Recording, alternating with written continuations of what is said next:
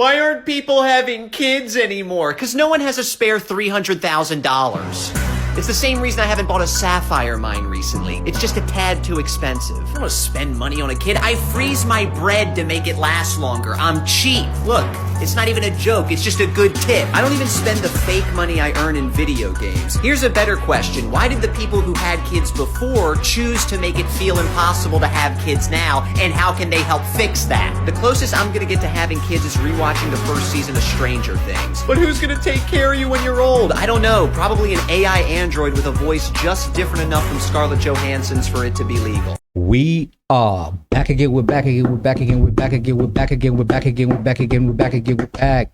Back. I said we're back again. We're back. Back. Okay, y'all. We sound good. Hey, what's up, everybody? We are, in fact, back. In today's video, we're going to be talking about childless millennials and how this phenomenon has permeated various societies around the world, whether it's the first world, the third world, or the middle income countries in between. So, without further ado, let's jump straight into it. You cannot look at this and tell me that you don't have baby fever. Ooh, I absolutely can, so please get it away from me. There is literally nothing appealing about motherhood and having a child. Damn. I love the fact that the generation before us is shocked that none of us are having children. They're like, why don't you want kids? Meanwhile, every day growing up, our parents were saying things like, oh my God, you have no idea how hard it is raising you guys, how much money it takes to raise a child, how much effort we put in every day. They have the audacity to ask if I want kids? No, I'm broke and lazy. The two things that seem super important, apparently. Millennials having fewer kids could be a drag on the economy for the next decade. This may not faze some child-free millennials. Child-free millennial right here. We're using the money that could have been spent on childcare to splurge on lavish vacations, flashy boats, and other luxuries popular amongst dinks, couples who live on double income with no kids. Y'all, I can't believe this propaganda at this moment. Are you kidding me? What millennial do you know has a boat? Who is going on vacations? The last time I went on vacation was a good 6 years ago, unless you want to count a staycation where I stayed at home. I can't with these people. So apparently that kind of spending won't be enough to offset the drag of a shrinking population on the economy over the long run, especially considering that the U.S. birth rate has collapsed over the last half century. The shortage of babies has been particularly acute since the pandy. I mean, that makes sense. Like, why would people want to bring a baby into a pandemic? Like, make it make sense. I think modern day millennials have learned a very valuable lesson through the various crises that we've lived through. And it's very telling that the way the information is presented about dropping birth rates is through an economic lens rather than through a, hey, let's build the family unit back up. Let's instill proper family values. Let's build nations, countries, continents, communities, or whatever through the foundation of family. But no, it's all about dollars, pounds, and the latest profits that corporations can make. And it's this very juxtaposition that has led a lot of us, myself included, as a childless millennial, to not have kids at this point, because it's the very same economy that they're worried about sustaining in the future. That's the reason for why we don't have kids right now, because the cost of raising children is astronomical, no matter where you are on God's green earth. It's almost as if the next best thing is to look after yourself and hope for the best, because bringing another life into this world through economic uncertainty is by definition irresponsible. Society thinks that we as people that don't have kids don't have real financial obligations. Guys, like, have you met me? I'm literally the biggest expense of my life. I am more expensive to me than your child is to you, because you can say no to your child. I can't say no to me because it's my money. You can say no to your child because they can grow up and buy that thing themselves. I'm already grown, I'm working, and I want to buy this for myself, so I can't say no. You think your child is demanding, you think your child is needy. Have you met my friends? You think your child makes you spend money needlessly out of nowhere every week. Have you met my friends? Guys, you don't know what we're going through out here. Just because we don't have kids does not mean we are swimming in money. He ain't lying. I'm 29 and all my friends are in their late 20s, early to mid 30s, and no one is having children. I don't know what's going on. No one's having kids. I only know one person with a child, and that's about it. Nobody else is having kids. 32, 33. I do not know how the older generation was having kids at 21, 22. Like, I'm damn near 30, and I'm like, if and when I decide to have kids, though, I need everybody to get on the program and start pushing them babies out, because I will not be left out. But I thought about it today. I was like, none of my friends have kids. I only know one person with a child. Nobody's having kids. My closest friends, like, they're all 29. We were all born, like, the same year. And they don't have kids. So that just dawned on me. I don't know if that's a good or a bad thing, but...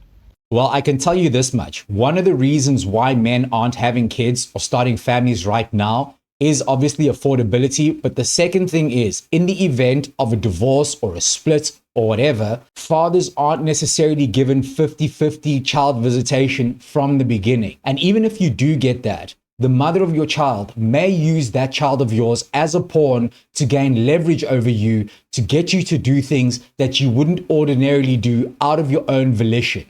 Men don't want to be used. Men have reached this point of seeing other men's lives being absolutely destroyed, and they've decided not to participate in the game. It's a bit like walking into a marriage casino and knowing that the odds are stacked against you when having a family. Most men are taking their chips and going home and not even bothering to roll the dice. The second reason for why I believe the birth rates are plummeting and why millennials and Gen Zs aren't having babies is because modern feminism has spoken down on femininity and motherhood to the point that they've dissuaded a large swath of women, eligible women, from having children because they've turned their noses up at motherhood and told one another that it's better to be a boss babe 9-to-5 masculine woman than to be a nurturing, caring homemaker that takes care of her kids and her family and her husband. And another reason is the dating apps. Those apps have completely screwed up the game in most parts of the world where they exist. Because men join these dating apps at a far higher rate than women, they give women this false sense of self-importance and a misguided rise in sexual marketplace value, which is unfortunate because at the end of the day, we're all average people living average lives, doing average things. Guys, I want to have a baby, ne? But here's the reason why I am not ready to have a baby. It's because I cannot allow a person who doesn't help me to pay for rent or a bond for that matter to wake me up at 4 o'clock in the morning and tell me to get up just because bona they no longer feel like sleeping. Now I must wake up, and if I refuse, they will make noise. These people are not paying for anything. This person is not paying for anything in this household. But I must get up for them. I'm not ready for that. One of the reasons I hate being millennial is because we were told to save up to buy big purchases. So I didn't buy a house in my dream city because I didn't have 20% down. That was stupid. One of the reasons I didn't have kids was because I looked at the prices and I was like, what the hell? I can't afford that. Priced out of having a baby. And now I'm in my 30s trying to save up for big purchases like a fence. And now I'm rushing to buy it because of tariffs. So to everyone who told us that we had to save up money to be responsible, you owe us like millions of dollars. It's 10:45 a.m. on a Saturday. I am 29 and single, and I don't have kids yet. Here's what your Saturday morning looks like when you're single at 29 and you don't have a kid running around the house. I didn't rise from my bed until 10:15. Every time I thought, I should probably get up and do something. I thought, why? Nobody's making me. I'm not missing out on anything. I went to Beyonce last night, and I didn't get home until 1 a.m. And I danced and drank my little heart out, and I didn't pay a babysitter to watch my kids as I did that. And I woke up a tad hungover this morning, which is probably why I was in bed for so long, and I was just scrolling on my phone and I saw a picture of shakshuka and I thought, you know what sounds really good? Maybe I'm gonna learn how to make shakshuka today because I have no plans and I don't have kids and I don't have a husband and I don't have errands to run. I can go to the grocery store and learn how to make shakshuka. So that's on my agenda today. Also on my agenda, probably a rewatch of some Real Housewives of New York. I'm also doing a rewatch of Normal People on Hulu, which is really spicy and I highly recommend. Weirdly, I'm into this documentary on Netflix about blue zone countries. So I've got a pretty stacked day. Anyway, I say all this to say, whenever I'm hard on myself about why I'm not married and I don't have kids and I should be further along at 29, almost 30, I wouldn't want to do anything else this Saturday. And I know that you can do all these things when you have kids and you're married, and I understand, but the effortlessness and ease of my life, just kind of focusing on myself and the shakshuka I want to make or the Beyonce concert I want to go to really pays off when I'm hard on myself for not being where society tells me I should be in life. Look, I completely get enjoying your singledom, your singlehood, singleness, and not having to engage with any familial or relationship responsibilities. However, that time runs out. There does come a point in life where you need to redirect yourself and take active steps towards achieving those goals, such as having a family, a husband, or whatever for this young lady. What's very prevalent right now with women is this idea that they can be the rich aunt, take their time, take it easy, and Prince Charming is just gonna waltz into their lives and whisk them off into the sunset on horseback. No bullshit. It's just not gonna happen. You've got to get up and do something about it before it's too late. I mean, young lady's 29 years old. 35 is around the corner, and we all know that that's when geriatric pregnancies kick in. 5 years after that, bam, you're in your 40s, and now you're that weird 40-year-old woman that's hitting on the young bucks at like the club or at the beach bar or at the, clubhouse or wherever. No, stop it, man. Behave yourself. This is the time that she should be using productively in order to find a significant other and a potential mate that she can reproduce with. After all, she did say that she might have a child later on in life.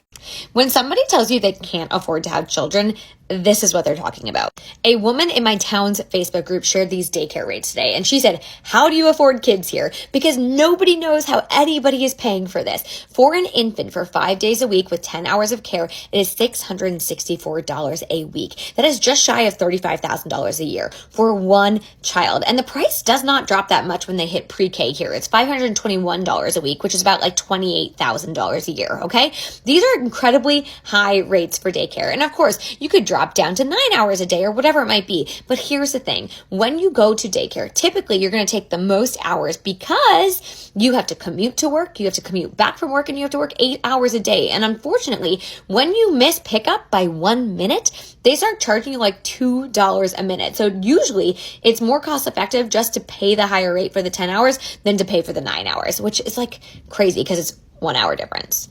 These are rates for one kid. We were talking about one child. Imagine if a family has two kids. They're paying $50,000, $60,000 a year for childcare. That is unsustainable for most families. This is how we easily spend over 7,400 Rand per month on my 14-month-old baby. His medical aid goes for 1,800 Rand and daycare is 3,000 Rand per month. So yes, they did not lie when they said babies are expensive. That is the cheapest daycare we could find in the area. He goes through 3 tins of milk and also 3 packets of nappies in a month. We buy 16 jars of purees every month that he takes every other day to daycare. And he goes through 2 boxes of cereal for breakfast at home. And we pack 2 packets of wipes and a tissue roll to daycare every month. And this month we spent $150 on his toiletries. One would think that the cost of childcare here in a third world country would at least be a little bit more affordable than what you'd find in your Americas, your Europe, or wherever else. But no, it's still very, very expensive. And that 7,400 Rand that she speaks of, the average income of a black person here in South Africa is 8,000 Rand. You're literally left with 600 Rand from your childcare expenses, and that excludes rent, your car payments, insurance, medical aid, and all the other expenses that go with being a functional adult in society. Whoever left the world in the position that it's in right now really did a number on Gen Zs and millennials because wow, it's a fucking nightmare. Day in the life of a selfish woman. I'm 32 years old with no desire to get married or have children, and people often ask me if I met the right person, would I change my mind? The answer is no, I won't. Not wanting to be a mother has less to do with finding the right person than it does living a life free from avoidable stress. Although the thought of trying to co-parent with a man where I have to shoulder the majority of the emotional and physical labor sounds like a nightmare. No one is immune to life's challenges, but at 32, I finally feel like I'm at a place where I can do what I want, when I want, without answering to anyone, and it feels fucking awesome. Having a child would completely change that, and for what? Being a mother is really hard, and I don't want to work hard. Well, guys, it finally happened. After years of seeing Reddit posts about parents regretting kids, I finally found a post where a child-free person regretted it. I'm 57 years old and married. My husband and I decided to be child-free in our early 30s, and we never looked back. Well, until now. I really thought I wouldn't regret being child-free considering I have an extremely busy and fulfilling life. But now that I see my friends' kids growing up, I just wish I also have my own to teach and nurture. Damn, dude. Said no one ever. I love being child-free every minute of it. I can enjoy early retirement, go buy Cartier bracelets or Maze bags. I mean, come on. She had me going. But I find it hard to believe I haven't come across any posts of people who didn't want kids who later regretted not having them. So I did a quick search. Genuine, serious question. Have you ever met a person who regretted not having kids? The number one response is yes, but they were always childless and not child-free, meaning they wanted kids and it didn't happen. I guess I still have yet to see a post on the internet of a child-free person regretting it when they're older. I'll be honest with you guys. That for me is the hardest thing to wrap my head around because I've always thought to myself, because women have a biological clock, that you'd want to score a buzzer beater before your clock runs out. It's difficult for me to reconcile that some people have the opportunity to have kids and choose not to. Maybe it's because they're the complete opposite of me. I, for one, absolutely love kids. I want to have a family. I want to find myself in a position of responsibility, looking after my own legacy and contributing to humanity as was done for me. The world was left for me by those that came before me, and I'd like to do the same and just do my bit for humanity. You know what I mean? And one of the reasons for that is I always think of it from the African context of, look, you know, your lineage has survived since before electricity, pen and paper. You've survived diseases, this and that. But in the broader context, that applies to almost every region of the world. Europe is the same. Europe also went through a time where there was, you know, no electricity, no lights, no water, no pen and paper, a bunch of plebs and peasants running around that didn't have two nickels to rub together. In the Americas, same story. And so I take it from that perspective and I think to myself, well, geez, your ancestors went through so much strife and struggle just so they can, you know, plant a seed and have it grow and their lineage to be there. Who am I to then take it upon myself to be like, nah, you know what? Actually, I'm good. I'm not really feeling it. I don't know. That's just me. Let me know your thoughts in the comment section down below. Are you a childless millennial or a Gen Zer? And if so, why? Why don't you have kids? And if you do have kids and you've got a compelling argument that makes you, you know, well up inside and feel like overwhelmed with pride and gush when you look at your kids, tell us. I want to hear that. All right, guys, that's it from me for today. Like I just said, let me know your thoughts in the comment section down below. If you haven't already, don't forget to hit the like button because that helps with the YouTube algorithm. Hit the subscribe button because I'm trying to run these numbers up and achieve my goal of 1,000 subs as soon as humanly possible. Thanks for watching. Peace.